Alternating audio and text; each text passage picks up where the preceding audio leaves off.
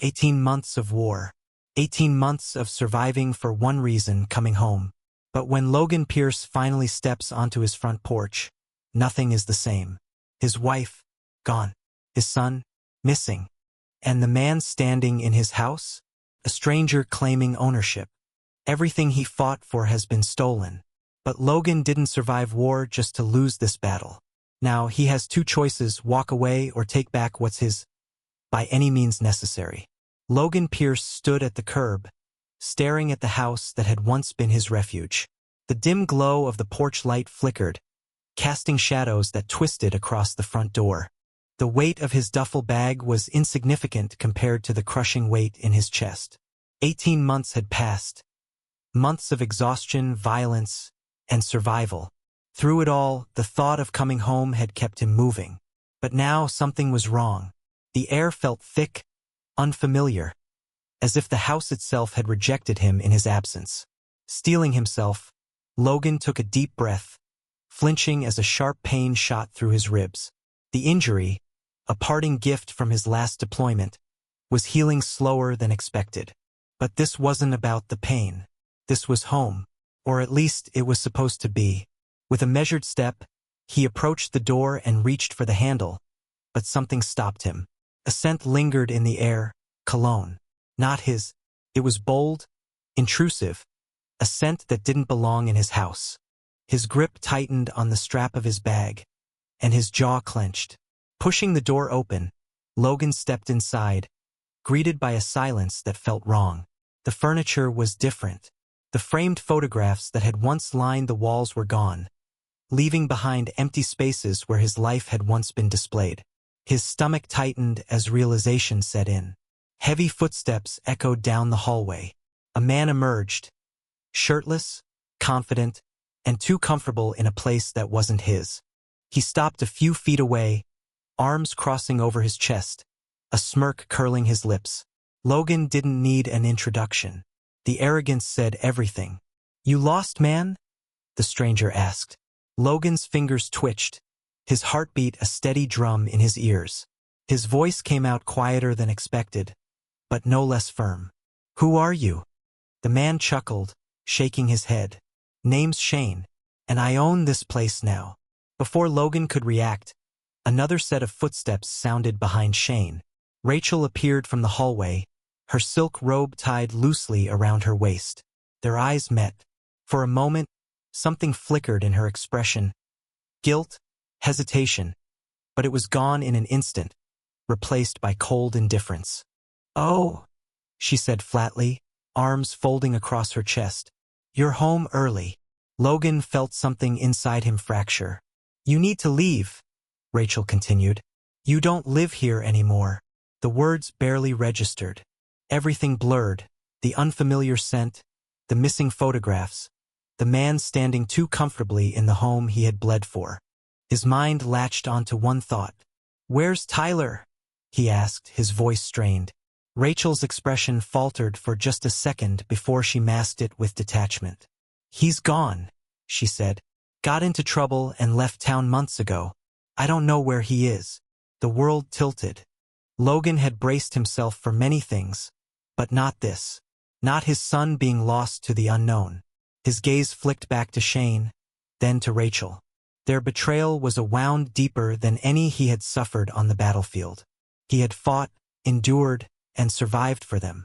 And now, standing in the remnants of his old life, he realized there was nothing left to fight for here. Without another word, he turned and walked out, the door clicking shut behind him like the final note of a song long since ended. Logan drove aimlessly, the weight in his chest pressing harder with every passing mile. His thoughts churned in a relentless loop. Rachel's cold dismissal, Shane's smug confidence, and most of all Tyler. The boy who had once clung to his father's arm, who had promised to wait for him, was now gone. Eventually, Logan found himself parked outside the Iron Lantern, a place where returning soldiers often drown their ghosts. The dim interior swallowed him as he stepped inside, taking a seat at the bar. The television flickered silently above him, but he wasn't watching. The beer in front of him tasted like nothing. The numbness was welcome, but it didn't last. Anger soon followed, not just at Rachel and Shane but at himself. He had been gone too long, left them vulnerable. And now, his home was no longer his son was missing, and he had no answers. A voice cut through the haze. "Pierce!" Logan turned, finding himself face to face with Marcus, a fellow veteran, a man he hadn't seen in years. The older man's face was lined with experience, his gaze sharp with understanding. Marcus sat beside him, signaling for 2 drinks. "You look like hell," he muttered. "What happened?" At first, Logan hesitated. But then, the words spilled out. The home that wasn't his anymore. Rachel's betrayal, Tyler's disappearance. Marcus listened, his expression darkening with each revelation. "You've been played," he said finally, his tone low and knowing. "And if your son's missing, it's not just about her moving on. Something bigger is going on." The words sent a jolt through Logan's system. He had been so consumed by his own grief that he hadn't considered the larger picture. Tyler wouldn't have just left. Someone had driven him to it. Marcus leaned forward. "You need answers, and I'm going to help you find them." For the first time since stepping onto that porch, Logan felt something other than loss. A mission. A reason to keep moving forward. This wasn't over. Logan Pierce woke with a clarity he hadn't felt in months. The night before, Marcus had laid it out plain. This wasn't just a case of a woman moving on too quickly. Tyler's disappearance wasn't random, and Rachel's actions felt too calculated to be just about betrayal. There was something deeper, something deliberate. Sitting in his truck outside the Iron Lantern, Logan replayed every word, every detail. He had spent years honing his instincts in war zones, reading danger before it struck. Now his instincts screamed at him. His son was in trouble, and Rachel knew more than she was letting on. His first step was reclaiming what was his. The drive back to Brookhaven felt different. He wasn't returning as a man begging for scraps of his old life. He was reclaiming his ground. As his truck rolled to a stop in front of the house, he noted the details. The car in the driveway, Shane's. The blinds drawn where Rachel used to keep them open. The lawn neglected, a sign of carelessness of a house treated as temporary. Logan stepped out and walked to the door, knocking once. It was Shane who answered, his smirk a little less sure this time. "Didn't you get the message?" Shane asked, leaning against the doorframe. Logan's eyes didn't waver. "You have until sundown to get out of my house." The smirk twitched, but Shane held his ground. "You're not on the deed anymore, Pierce." Rachel made sure of that. "This is our place now." Rachel appeared behind him, her expression cautious. "Logan, let's not make this difficult." But Logan wasn't interested in her attempts at negotiation. His gaze remained on Shane. "By tonight, you're gone. Don't make me come back." He turned, walking back to his truck, feeling their stares burning into his back. But he knew something they didn't. He had no intention of letting them win. Marcus was waiting at a nearby diner, already nursing a cup of coffee, when Logan slid into the seat across from him. "Let me guess," Marcus said. "They didn't roll out the welcome mat?" Logan exhaled sharply. "They think they own it now. Rachel made sure my name wasn't on anything." Marcus nodded. "Figured. That's why I dug deeper last night." He slid a folder across the table. "Turns out, Rachel's been burning through your savings since the day you deployed. Bank statements, transfers, you name it." Logan flipped through the pages. Thousands drained. Investments cashed out. Bills unpaid while luxury expenses skyrocketed. It was worse than he thought. "That's not all," Marcus continued, his voice low. "I found out what happened to Tyler." Logan's grip tightened on the paper in his hand. "Tell me." Marcus sighed. "Kid got in with the wrong people.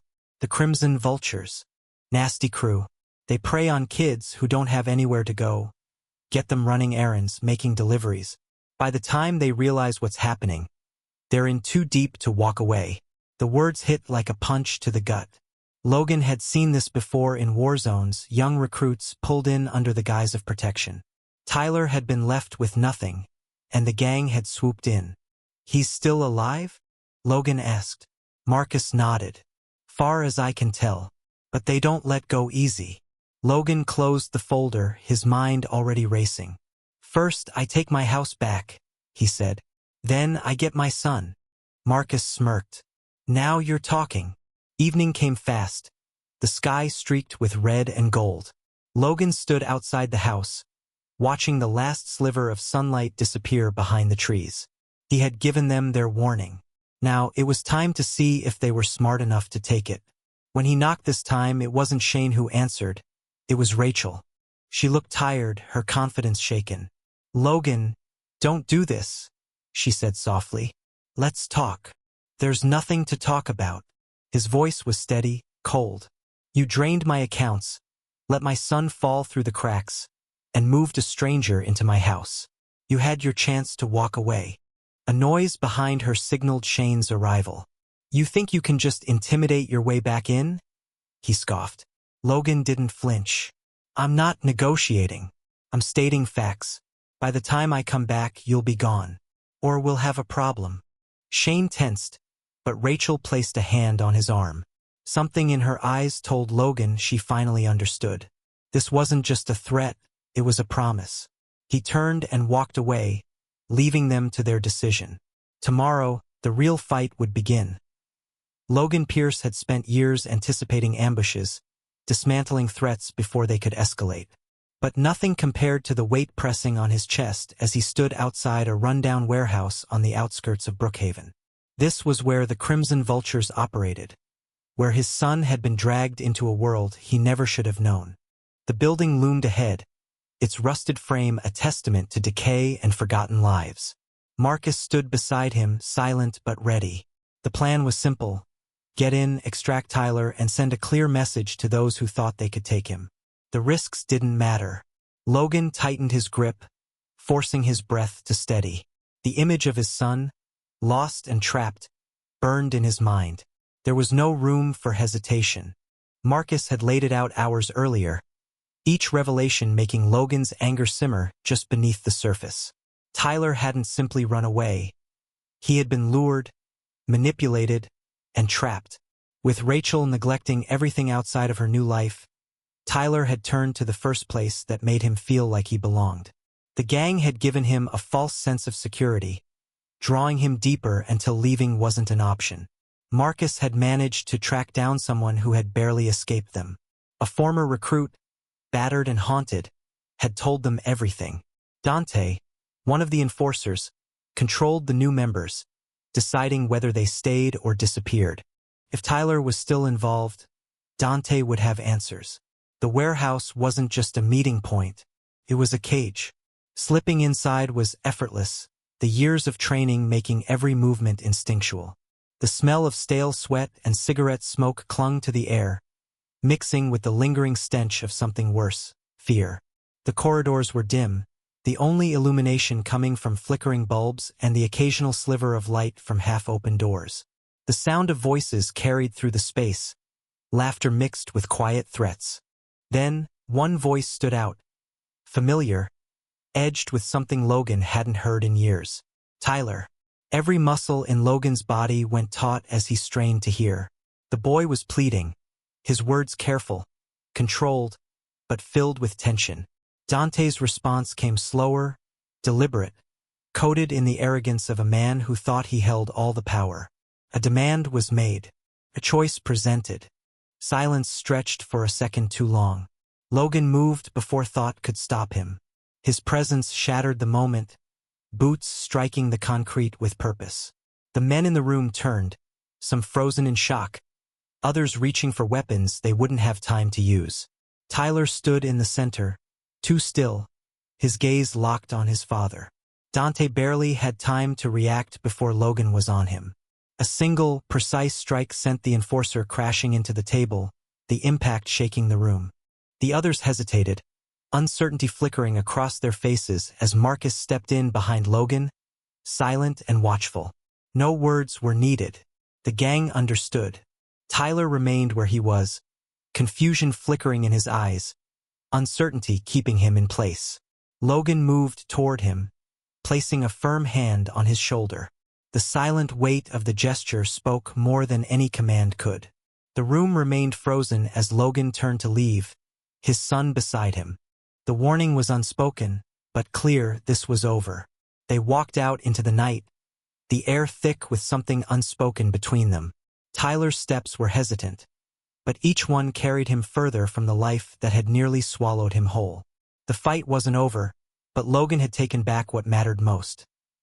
Logan Pierce had faced threats in every form: ambushes in foreign lands, betrayals from those he once trusted, and now a battle not fought with weapons, but with words.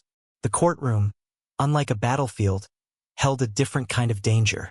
The enemy here twisted truths, manipulated emotions, and used loopholes as weapons. And at the center of it all was Rachel, seated across from him, her expression unreadable but her intentions clear. The room buzzed with quiet murmurs, the weight of public scrutiny pressing in from all sides. The trial had drawn attention, whispers of scandal spreading through Brookhaven like wildfire. Some sympathized with the decorated veteran, a man who had given everything only to return to ruins. Others, swayed by the carefully crafted narrative Rachel and her lawyer had spun, saw him as a volatile man clinging to a life that had already left him behind. None of it mattered.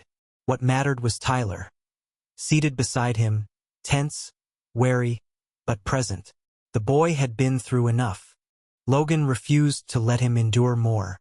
Rachel's lawyer was methodical, his words rehearsed and designed to paint a version of events that suited their case. He spoke of a man who had been absent for too long, who had lost his place in the home he abandoned.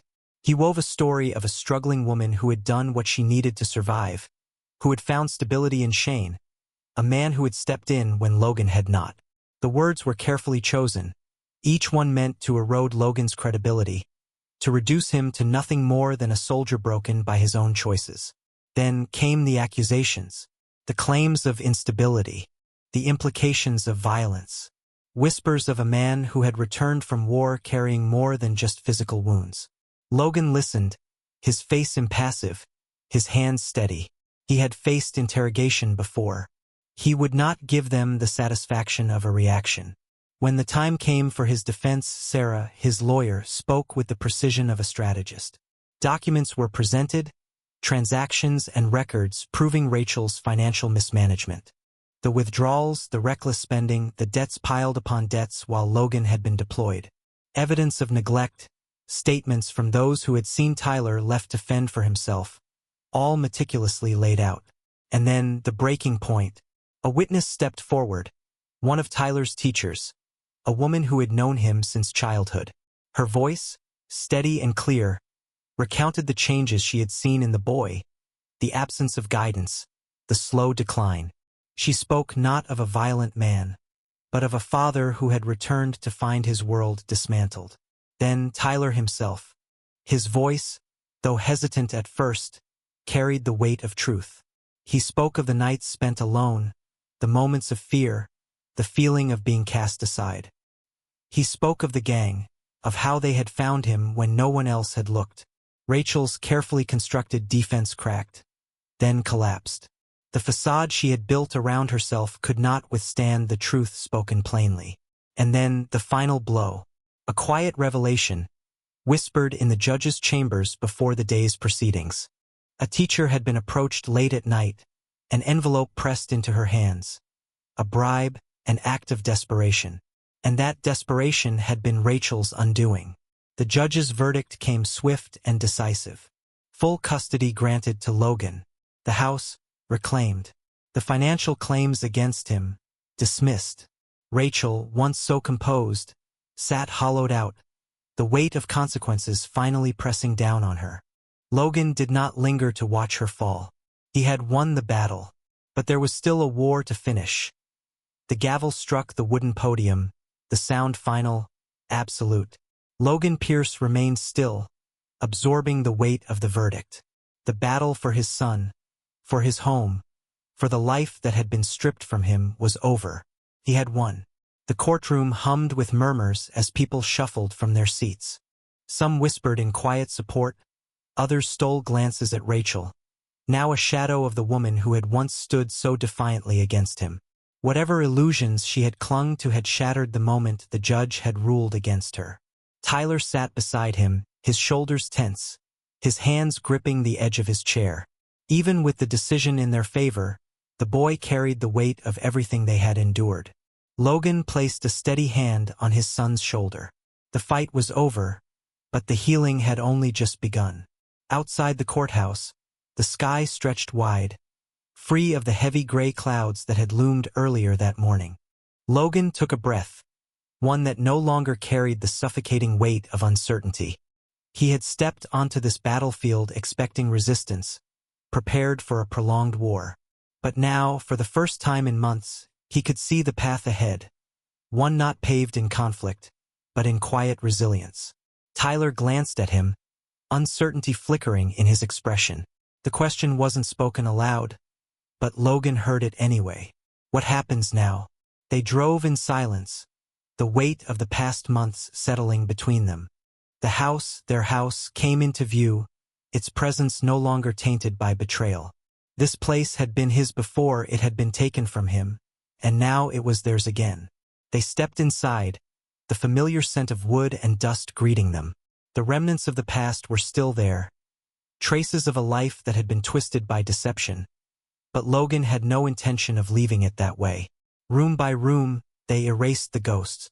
The furniture was rearranged, walls repainted, framed photos of moments lost to time were replaced with new ones. The weight that had pressed against them since his return began to lift, piece by piece. Tyler hesitated in the hallway, his gaze lingering on an empty shelf where his mother's presence had once been. Logan watched as his son exhaled and turned away, leaving it behind. Some wounds wouldn't heal overnight, but this was a start. Days turned into weeks. The silence between them became conversations. Tyler no longer flinched at the sound of a door opening or the weight of an unexpected moment. Logan found himself relearning the small things, the way his son smirked when he was amused, the way he hesitated before speaking, as if still unsure if he would be heard. One evening, as they sat on the porch watching the sun sink below the horizon, Tyler finally broke the silence. "Are you happy?"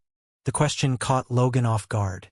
He thought of everything they had lost, the battles they had fought, the scars, both seen and unseen, that they carried. He looked at his son, at the house behind them, at the quiet peace of a life reclaimed. "Yeah," Logan said after a moment. "I am." Tyler nodded, staring at the fading light. "Me too." The war was over. The past no longer dictated the future. They had won. And now, finally, they could begin again.